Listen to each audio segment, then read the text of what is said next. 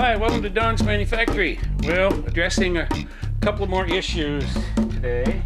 One of them is the clutch cross shaft or equalizer bar, or whatever you want to call it. One of the problems I'm having with the clutch, well, it's not really a problem because I've been driving the car for, 600 miles already, but basically with a diaphragm clutch, there's the difference between a diaphragm clutch and a spring lever clutch.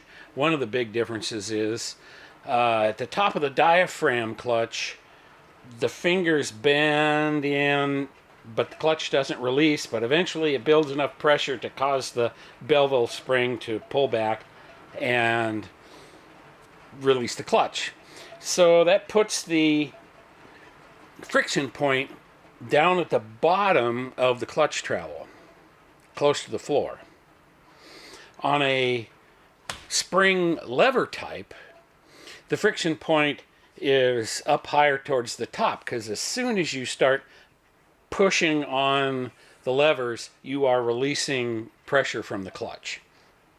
So in the whole sweep of the clutch, you've got a friction point for the diaphragm clutch down here, and it's up here for the standard lever type.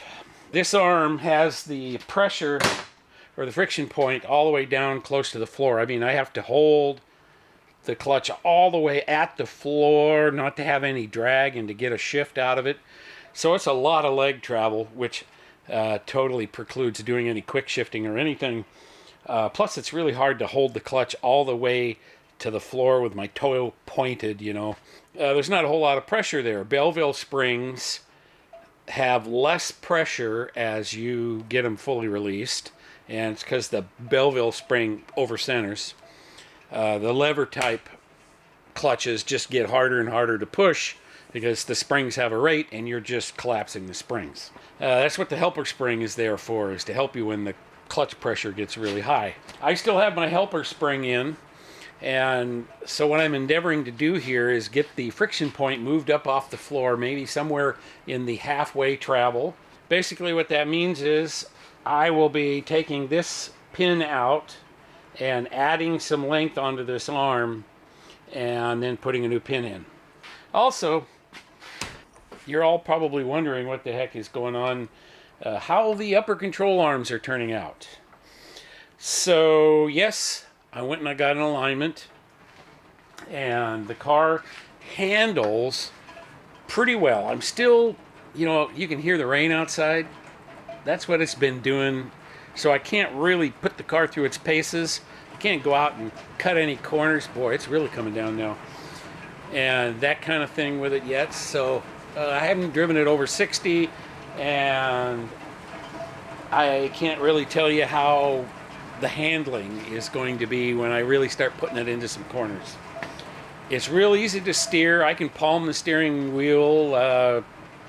It's got 3 degrees of caster. Well, 3 on the passenger side, or the drinker side as it were, and 2.5 degrees on the captain's side. And that seems to compensate pretty well for the crown and the road we have around here, because it, as you can hear, it rains like crazy, and there's a lot of crown on all the roads here in Oregon. However, it has developed another issue. Well, there's 2 issues. One is, when I hit a bump, these control arms are really harsh, as in they bang real hard. The factory ones are metal to metal, and they never felt like that. They just rumbled when they went over a bump, but these go kabang! And not sure why that should be, because those spherical joints can't have any less play or be more solid of a joint than these here metal to metal bushings in the Ford ones. But anyway, that is the case. The other issue it's doing is, after the alignment, I think I've driven it only 50 miles since the alignment, and the upper control arms have started squeaking. They sound like a 80,000 mile stock upper control arm that's never been greased. Here's a shot of it doing that very thing. Listen to this.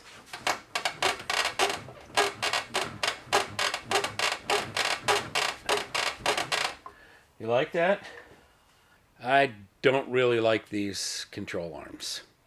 There's just too many issues. I mean, I've solved a few of them here, but the fact that I can't put any grease in those joints and after 50 miles they're squeaking, I mean, what the heck kind of maintenance am I going to have to do on these?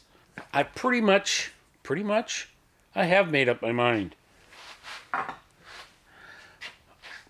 I am going to cut these apart and refabricate them in the 2.5 degree caster position.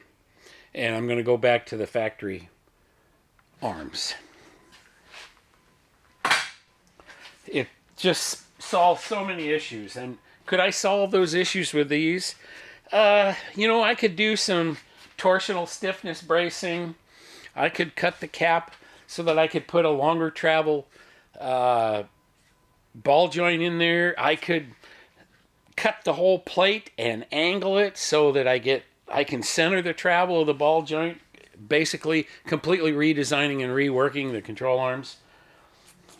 But I can't solve this spherical joint issue by doing that. And if I just rework my own design here, cut it back from 4.5 to 2.5 degrees of caster, so I can get just a quick alignment with shims, that's what I'm going to do.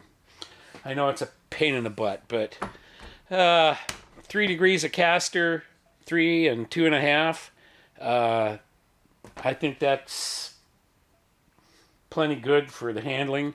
The negative camber curve seems to help the turn in a lot. I really don't have to turn the wheel that far to get the car to just woo, take right off. When I get another good day, which we will have occasionally, I'll get some video of the car out on the road cutting some corners or something, and you can get an idea, and I'll sort of talk through it and everything. Anyway, that's the issue with the car. Just solving this clutch thing and the creaking joints. I just jacked the car up and just smeared grease all over those joints, hoping that maybe if I drive the car some, it'll work into the joints and stop them from squeaking. So in a nutshell, nope, not happy. Gonna change things again.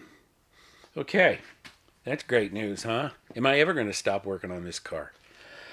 Thanks for watching Don's Manufactory, and I'll have more of a video later, or maybe not much this time. This is it, so I'll catch you later.